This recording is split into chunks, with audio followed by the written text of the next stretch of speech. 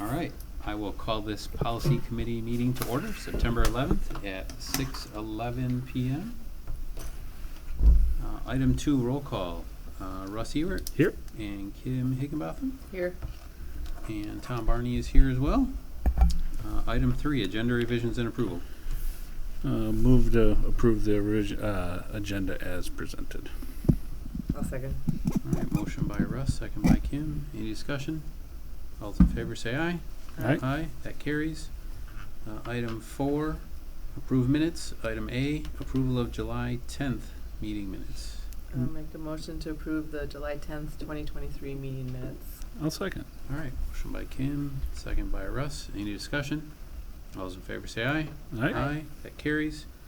Item 5, new business. Item A, discussion and action regarding updates and modifications to district policies 0100 through 9800.01. From what I understand, the packet that you've hopefully looked at, we've got about a third of the policies that are in the latest batch of updates from Neola. So after tonight, our work will not be done. We will have to meet once or twice more, probably before the end of the year, just to finish out that group. So we'll be looking at 8 revisions, 3 new policies, and 6 policies that are being rescinded. And Dr. Reuter, if you want to Thank you. go from there. Had a We'll wonderful get started. 3-hour marathon with our Neola rep just this last week. And as Mr. Barney said, this is a portion of the total booklet that we received. These were the ones that I itemized out for this evening instead of doing all of them at once. These were the ones that made sense with urgency moving forward. We'll probably have possibly 2 more meetings before the spring edition comes out, which will include, again, Neola recommendations, and there are a couple from district administration of current policies we have in place with slight modifications we'll bring forward. All of the policies tonight were from Neola and their recommendations. As you see in the overview, there's a rationale that I'll go through this evening, as well as the recommendations for either legal purposes, clarification, or recommended but not necessarily required, and that's your decision as a policy committee. So we'll start, Mr. Barney, right Yep, away. please. So Yeah, if we would policy start with 0142.1. Yes, so Electoral. that is related to our bylaws and the electoral process. This policy has been updated to clarify requirements for a qualified elector to file a declaration of candidacy, as well as the requirements for incumbents seeking re-election. The legal citations have also been updated, and this is recommended by Neola for consistency with state statute language. All right. Any questions from the committee on this one? It was pretty straightforward. All right. Let's move on to 0143.1, public expression of board members. This policy has been updated to include instances when board members make statements to individuals or members of the community that may cause issues for the board and/or the district if not made clear that those statements do not reflect the views of the board or their colleagues on the board. This is recommended but not required. You'll notice there's a note here in red that's stricken. That is not part of our policy. That was noted by Neola that back in 2016, social media was added to public expression of board members, and it was Neola at the time said this would make sense to add social media, but it was declined by the board in 2016. I don't know the history on that. I would recommend to add social media, as that's become even more prevalent in our society since 2016 to already 2023. So, and who knows in the future as well. Yeah, does anybody know the history on that? I don't recall exactly why social media may not have been included at the time. Is it because, like on social media, you can put anything on myself as just a citizen, but it's just if you're saying that as a board member, Speaking on behalf of the board. Right, that's where the thing is. And maybe that was just more unclear in 2016. I would also argue, I don't have the historical reference, but in 2016, in definitions in our policy packet, social media may not have been defined. So without the definition, it's hard to put that term in actual language here, because if there's not a definition, it's ambiguous then to what social media is. Now that it's so prevalent and it's defined in our definitions, we know what that incorporates. Then I see D, to members of the community. So that's an addition that they're looking to have added. Yeah. So if I, as a board member, were to speak to any member of the community, On behalf of the entire board. I would have to according to this, I'd have to clarify, I'm not speaking on the entirety of the board. These are my opinions Correct. solely of my own, yada, yada, yada. So is that the same as? For in every social conversation media? I have with anybody in the community about anything in regards to the school district. From, Yeah. Because you're, I get what you're saying, because you're gonna have to. Because have I'm a- also a a parent parent. and a community member.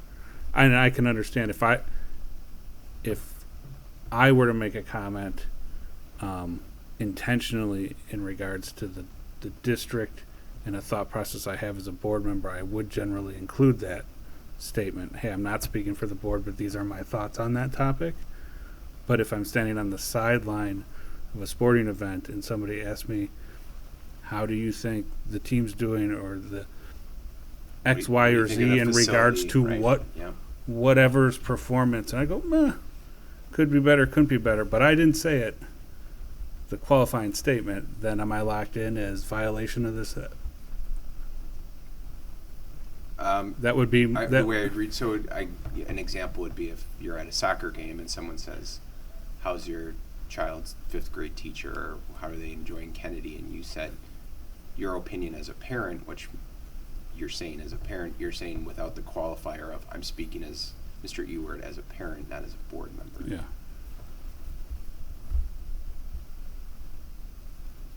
Yeah, I would say, yeah, that's the language it's saying, is you need to state what you're speaking as, given you're an elected official, but also play dual roles in the community. So if I go into my child's parent-teacher conference, I would have to clarify to that staff member what we're discussing would be the viewpoints of a parent and not as the member of a board. I would think that, given you're in a parent-teacher conference, Not- right? I just, It's similar to the same they're a member of a conversation- community, and Yeah, we have with employees who are also parents, and Yeah. they're privy to information, and it has to be redirected by administration at times to say, you're a parent right now versus an employee of Yeah. the district. It's a recommendation. It's not that it needs to. It's recommended but not Yeah, required. I don't necessarily know if I care one way or the other. We might It just should do- should be very important that the board understands if that's in there, those would be Mhm. the that's what you'd be governed by, so to speak, in regards to your conduct. I know I've been asked to speak at an event here or there, not representing the board, but with the knowledge of what it encompasses to be a member of a board. Does that make sense? Yeah. And I generally, in those situations, I will. This is not the view of our board. This is my opinion and what I've seen, learned, and gathered as far as information and my filter allows to process. I guess I would side with whichever way the committee wants to go on that one. I just would caution board expectations of all members understand the ramifications of that. yeah, I think it's important that, as we are public officials, if we're making any kind of public statement, we have to put some context around there. Are you speaking as a parent or as a community member, or are you speaking as a board member? And if it's as a board member, you're just one member of that board. You're not speaking on behalf of the entire board. You're one of 7. Mm-hmm.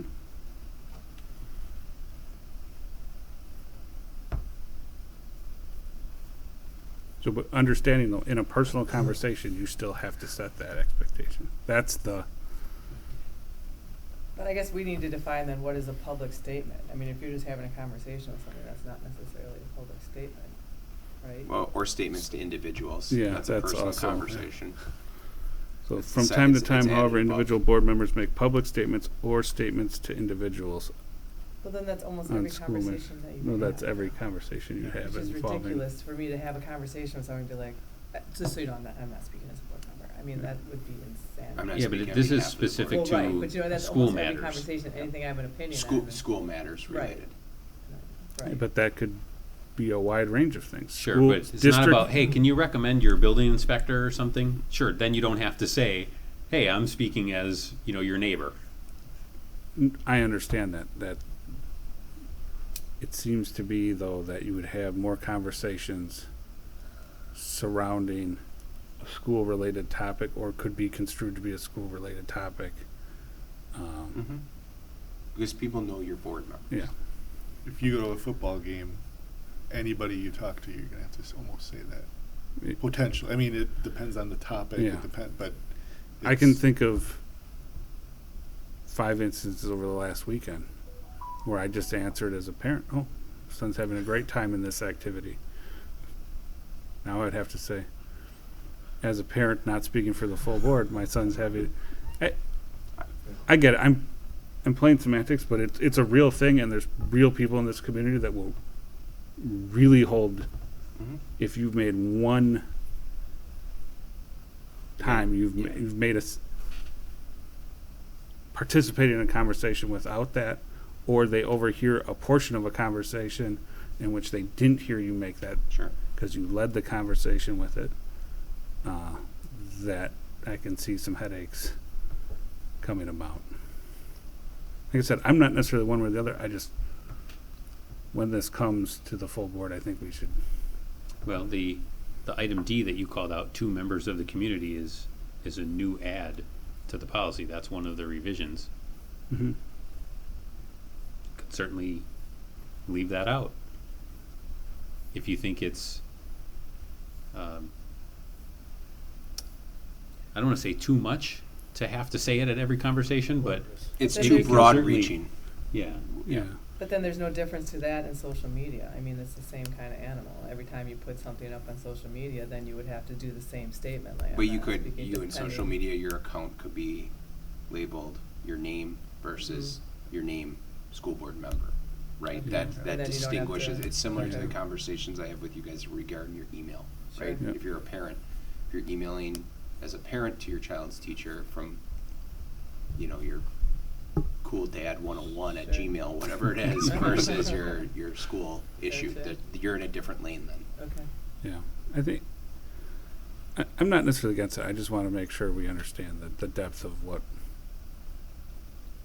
some people will take on the semantical argument. I'll just go back to the overview again. It says, if not made clear that those statements do not reflect the views of the board or their colleagues on the board, this policy is related to when you're speaking, you're not speaking for the whole board, you're speaking for yourself.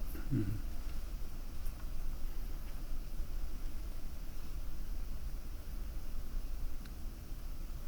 And if we want to get specific on the policy, it looks to be that you're making public statements. If you're just having a conversation with somebody, I don't know Yeah. that that would necessarily be a public statement. Okay. Yeah, like I said, I'm not necessarily one way or the other. I just want. Yep, so that's a good point, Tom. If you go to the bottom of the policy, A through E, it kind of lays out personal statements not intended for publication, statements by board members, non-school matters providing the statement do not identify the author as the member of the board, thank you letters.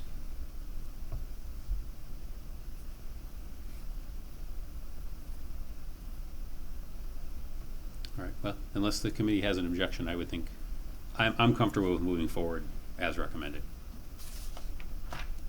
That's it. Mike?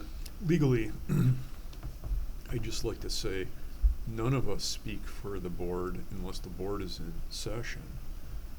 That's the only time we speak for the board, is when the board is in session. The board is not in session right now even, the committee is, but the Mhm. board is not. So what I've been doing is, the first time I respond to somebody by email, I tell them, I do not speak for the board when it is not in session. I only speak for myself via email. The second time I email them, I don't put that in there because I think they should know it already. I just told them in the last email. So I don't put it on every email, but I guess if I haven't heard from somebody in a few years, I would put it in there again just to cover myself. Yep. Yeah, I think I do a similar thing on social media. I have like a tagline that sits atop the page. viewpoints and whatever's, right, expressed in this post or in the posts herein are of my own, and I do not speak of the board at this, whatever, right? And that's However you what his wanna- policy's trying to uphold, is that Yeah. you can't say, I'm speaking on behalf of the board, unless it's the function of the board president or official spokesperson, which is myself. On behalf of the school district, this is what we're saying, but you don't have the authority to do that, to Michael's point, unless you're in session. It's fine with me. All right, let's move on. Policy 0144.3, conflict of interest. Language has been added to this policy clarifying that board members may not be paid employees of the district. Also added is the statutory language that provides an opportunity for board members to serve as unpaid volunteers. And the appropriate legal references have also been added. It's recommended for comprehensiveness and clarity. So the addition to our current policy is related to if you wanted to be a volunteer coach or supervisor for a co-curricular activity related to state statute 120.20. Any questions, comments? So you cannot fill any of our vacancies, we just went through this again. Well, you could, but you have to. We have to volunteer, resign. right? You would have to volunteer Yeah, or resign. Volunteer or resign from the board. Russ, any questions? Actually, comments? only for co-curricular or coaching is what you can volunteer for. Yeah. You couldn't, and not any position in the district, only Correct. those two positions. All right. We will go with the recommendation there. Moving on, policy 0164, meetings for common and union high schools, and this is one of our new policies. Yeah, this is a new policy that will consolidate and incorporate all references to meetings, including regular and special meetings, into a single policy specific to common union high school districts. Additional optional language has been added to address virtual attendance in said meetings. So this one takes our existing policy 10164.1, 10164.2, and 10165.1, 0165.2, and consolidates them into one single policy instead of 6 separate policies.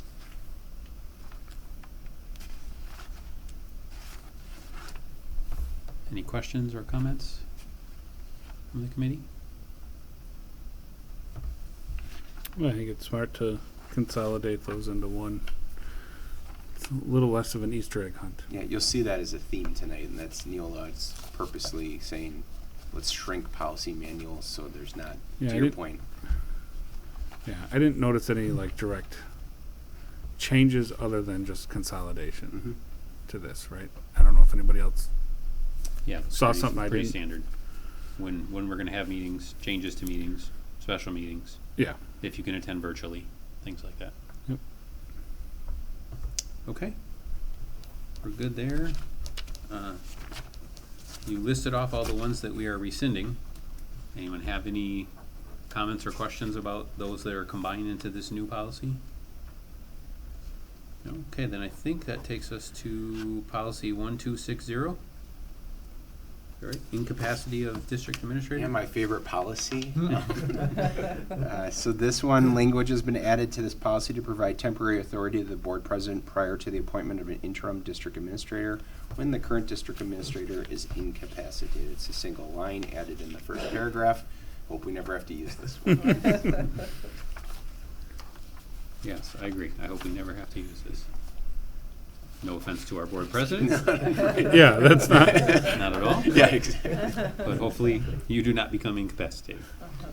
Any comments or questions from the committee? I'm curious, isn't this how it already was?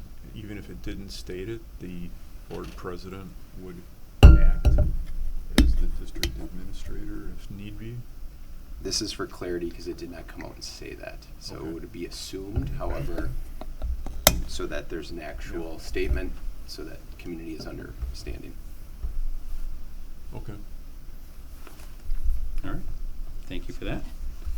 We will move on to Policy 1421, 3121, and 4121, criminal history record check and employee self-reporting requirements. So this came to you back in September, and it's interesting, the area that's being stricken on the first page of the policy is language that we had some lengthy conversation around as a policy committee because it was very confusing. The feedback was given on behalf of Germantown School District to Neola from myself and our committee, as well as multiple districts shared this feedback. So that paragraph has been rewritten for clarity purpose, and I think it makes a lot more sense as you read it regarding staff discipline for each of the employee groups. Yeah, I agree. It does bring a lot more clarity than it had previous. And if there's a question as to why we have 3 policies kind of grouped together, it's for different employee groups that all have almost identical language across them. Any comments or questions from the committee on this one? Or these 3, I should say?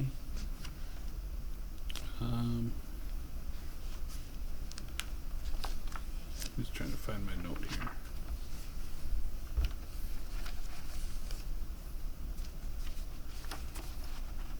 So, minor traffic offenses, non-moving violations, speeding, failure to yield, failure to obey, traffic signal, unattended vehicle illegally parked, do not need to be reported. Unless they operate in the Yeah, a district. I had a note on there, but yes, and then it goes on to say, so disregard that. And we have a list of people who do have, whether in all employee groups who have authority to operate district vehicles. In which case, they do have to report on all of those things we just listed. Mm-hmm. Okay. All right, any other discussion on these 3? Okay. I think the next one is 8913, Section 504 and ADA, prohibition against disability discrimination in employment. It's a new policy. Yes, it'll be a new number in the series as well as then rename. This policy is added as a consolidation of existing policies 1623, 3123, 4123, all of which have been rescinded. In this update, the consolidation of these policies will assure consistent verbiage and procedures for all covered groups of individuals, and given that the policy covers accommodation requirements in addition to non-discrimination, it also encompasses more operational considerations. Therefore, the section numbers move to the 8,000s versus the different employee groups. In addition, this is a lengthy response, but I want to read all of it as there's many legal ramifications here for follow-through on this policy. In addition to consolidating the policies, the language of the policy has been revised in several ways, specifically to clarify mutual roles of employee and employer in the disability accommodation process, to replace restrictive timelines in an investigation while noting that the investigations are to be done as efficiently and practicable, but allowing for more generally reasonable timeline, and finally to remove reference to a hearing that is in practice a meeting opportunity as opposed to the connotations associated with the term hearing. You'll see in this policy some of the additions related to this. Also list Mr. Miziak as our district's compliance officer. That's consistent with our anti-harassment policy, Title IX, and non-discrimination as the lead investigator when concerns do arise related to 504 ADA. And that, again, to Mr. Barney's point, spans across multiple policies. It's being consolidated here, which would rescind the other 3 policies. Thank you for the background. Any discussion on this one?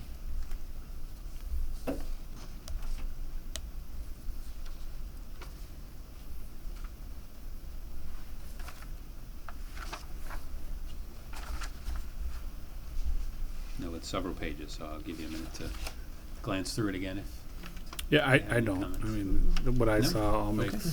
Sorry, I shook my head no when you asked the Perfect. question. It's strongly I can- recommended by Neola. Yeah, what we, Yeah. yeah. All right, then we will move forward with that one. Again, 1623, 3123, 4123 are being rescinded. So that will take us to 1630.01, 3430.01, and 4430.01, family and medical leave of absence, which is a revised policy. In all 3, I have the same revision. The policy is revised to remove a potentially confusing reference to the status of full-time staff eligibility for FMLA based on the 1,250 work hours requirement for federal eligibility. This does not affect Wisconsin FMLA, which only requires an employee to be compensated for 1,000 hours in the previous year to be eligible for protective leave. While generally speaking, a full-time instructional staff member will be employed for more than 1,250 hours in the preceding year and does not track actual hours worked as an exempt employee. The law does not require that such employees be automatically considered eligible. There may be circumstances where an individual employee, perhaps due to leave taken in the preceding year, does not meet the requirements, even though they may be full-time contract. The adoption of this change and revision is strongly recommended. At the end of the day, it's saying that full-time employees exceed 1,250 hours. There's not a need to have that language in here as a requirement. We do track internally in HR if an employee has not met that as a full-time employee the previous year, if it's their first year because were out on an additional leave or whatever it might be, or they started not in a full calendar year, which you have to have a full calendar year at a minimum under your belt in order to be eligible federally for FMLA. Any discussion from the committee on removing one sentence from paragraph 3? All right, we will move forward. That will take us to policy 3139 and 4139 regarding staff discipline. This policy is revised to include resignation as being covered in either policy 3140 or policy 4140. Language has been added with regard to investigation involving potential criminal conduct in assurance of a Garrity warning in appropriate circumstances. So that clause around Garrity and the employee's legal obligation to answer an investigation for more clarity. My understanding is this policy, as you revised in 2020, has come under fire in districts related to not having that Garrity clause language in there. All right, any comments or questions from the committee? No? Okay, we'll move forward with that one. That takes us to another one of our new policies, policy 8700, nursing mothers. So we are looking to rescind policy 4430.05 and replace it with 8700, nursing mothers. The Providing Urgent Maternal Protections for Nursing Mothers Act, called PUMP, expands the rights afforded nursing mothers that were previously provided to non-exempt employees to cover all employees. Neola's combining policy to cover all employee groups to replace the current nursing mother policy. The requirements are now in effect, and although the requirements only apply when an employee makes a request for space and time to express breast milk, it is advisable to give consideration to how these rights will be administered when request is made. For example, administrators are advised to consider what spaces will be suitable for use in each of the district's buildings and how the schedules can be managed, particularly in the case of classroom teachers. Doing so in advance of any request being made will make the implementation easier when requested or received. Just a side note, a bathroom is not considered a legal space for this policy. It has to be outside of a restroom, or unless it's a designated, some schools have built designated nursing mother's rooms for said exercise. I know that our administration works with the employee to find an optimal space that's private, can be secured so that students or other staff don't walk in, and they work through a schedule that makes the most sense and get coverage as needed. So this policy just would uphold the practices we're already engaging in. Any comments, questions, discussion from the committee? Okay. As Dr. Reuter mentioned, we will rescind 4430.05 in place of this new policy. And that would take us to policy 8310, public records. There is an extensive overview. I'm going to give you the shortened version. The state of Wisconsin, DPI, released a new records retention book outlining a records retention schedule for pertinent Wisconsin public school records. That is called the GRS. It contains a retention schedule for school-specific records, including student records, and therefore adopted, or alternatively, the board must adopt its own schedule that includes a records retention for student records to account for what we are legally obligated. The recommendation here is to adopt the Wisconsin Public School District related records timeline, which expires in March 20th, 2033. So if any of us are here, we'll have this conversation again in 10 years. And then that would then mean that the district would retain public records in accordance with the preceding general records schedule that was in place for all other records outside of student records. A good rule of thumb is to retain records, which I would have our administration do for 7 years. Some of that exceeds the expectation, but 7 years is kind of the standard when it comes to records retention. So really the change in policies that we're adopting, the new records retention schedule set forth by the state, and all records that are not part of that record retention schedule will retain for up to 7 years. All right. Thank you for that clarity. Otherwise, as you see what's in green with lines through it, in those years we'd have to come forward with those specific schedules to get approved. This way we're encompassing everything on a 7-year schedule plus the student records schedule. Taking A and B eliminates us having to go C through K. Correct. Which would be action you see in those years. Again, we'd be here November 11th of this year for item I. Mm-hmm. This is what most schools did. We had actually a WASB or a WASDA state superintendent's virtual meeting last spring when this came out, and their legal team outside of Neola, who had said the same thing, said just move forward with this is the easiest and most smart way to do it. Makes sense, yeah. Mm-hmm. All right. Any discussion from the committee? All right, that takes us to the end of our policies that we had to review tonight. Does the committee have any other policies that fit between 0100 and 98,000.01 that they'd like to discuss? I do not. At Okay. this time. I will entertain a motion. Make a motion to move forward with a positive recommendation of the full board to approve the updates and modifications to district policies 0100 to 9800.01. Second. All right, we have a motion by Kim and a second by Russ. Any discussion? All those in favor say aye. Aye. Motion carries. And that moves us to item 11. Sorry, item 6. Jump ahead here. Way ahead. Item 6. Make a motion to adjourn. Second. Any discussion? All those in favor say aye. Aye. Aye. We are adjourned at 6:44. Thanks, everybody, and drive home safe.